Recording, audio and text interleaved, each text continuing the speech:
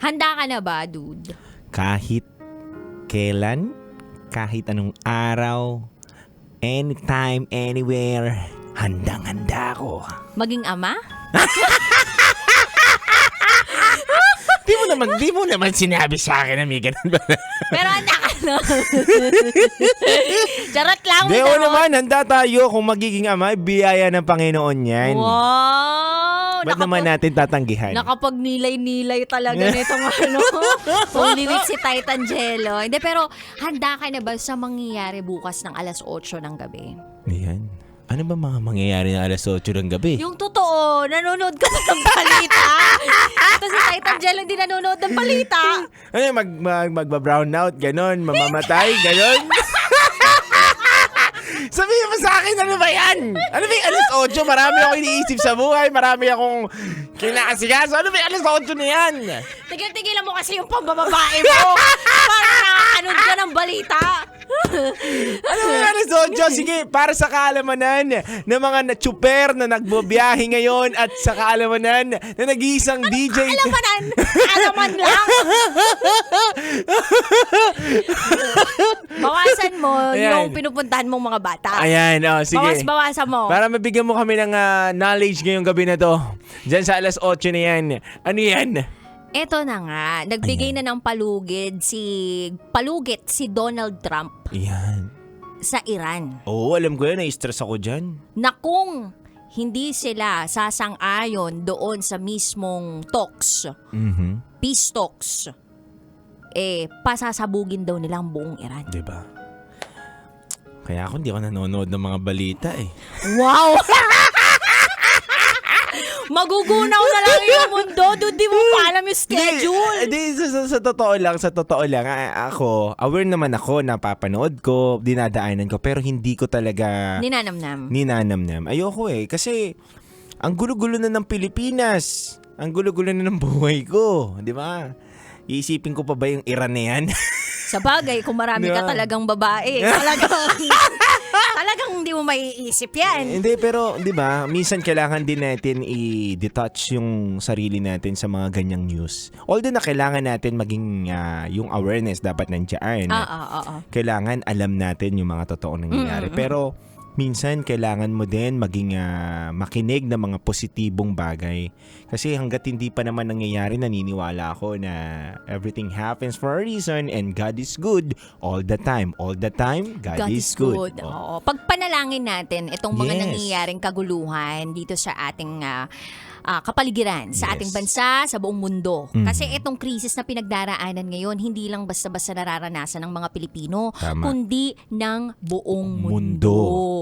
And nakakatakot lang, dude, kasi syempre dito sa Pilipinas may US-based din naman. And maraming mga kalapit tayong mga bansa na meron ding mga bases ang US. So hindi natin alam kung sakali man na hindi pumayag tong Iran dun sa kagustuhan ng US, baka maapektuhan ng lahat talaga. Kung hindi daw kasi bubuksan ng Iran yung Strait of Hormuz, yun nga, bang, boom, bush, ganon. Grabe, no? Totoo. Actually, nung pagkataas nating umere kaninang madaling araw, nakabukas yung CNN sa TV namin. Yun yung news channel doon. Tapos, dude, grabe talaga. Parang habang nagsasalita doon si Trump, tapos habang nagsasalita doon yung parang head nila doon sa defense nila, tapos yung head din ng CIA, parang feeling ko, panaginip lang ang lahat. Parang nanonood lang ako ng pelikula. Yung ganon. Imagine mo si Tom Cruise. Yung mga ganon level, Mission Impossible. Feeling ko ganon lang yung level. Pero now it's really happening. Nuclear weapons. Totoo. Ano pa laban ng Pilipinas sa mga ganon? Wala. Mga aswang mambabarang natin. Labas na. Diba? Kaya paano mo ilalagay yung sarili mo doon? Sige nga, manalangin ka na lang, kabisyo. Kasama mo kami.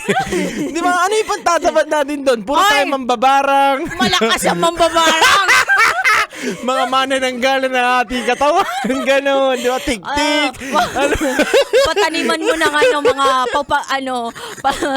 mga pupugaran ng duwende. Yan, duwende, kapre. Di ba? Paano natin ilalaban yung sarili natin doon? Di ba? Kapit tayo. Kapit. Kapit tayo. Manalangin. Ayan. Kasama mo kami. Kasama mo kami. Sama-sama tayong magugunaw sa mundong to. Ay, nako. Anyway, kabisyo, alas 9 na gabi hanggang hating gabi magsasama tayo. Kapiling ang Basta Princess DJ Raketera. At ang titindig sa mga pinaglalaban ninyo, DJ Titan Jello. At mamaya nga po, malalaman natin ang sikreto ng ating kabisyo. Sa aming pagbalik, kasama pa rin ang inyong mga lingkod. Dito lang yan sa 90.7 Love Radio. Kailangan pa bang i-memorize yan? Basic. Susunod na ang Rocky Secret Files with Jello. DJ Rock, halo-halo ang nararamdaman ko. Kinakabahan ako, natatakot ako, gusto kong tumakbo pero hawak niya ang kamay ko. Iba't ibang babae, iba't ibang conversations. Rocky's Secret Files. Your story they never knew existed. Tinuruan niya ako kung paano maging isang mahusay na kabit. Yung puso ko parang sinasaksak sa sobrang sakit. Rocky's Secret Files. Secret Files. With Titan Jello. Rocky's Secret Files. Secret Files. Secret Files.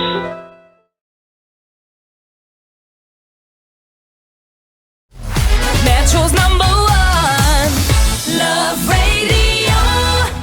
Basic!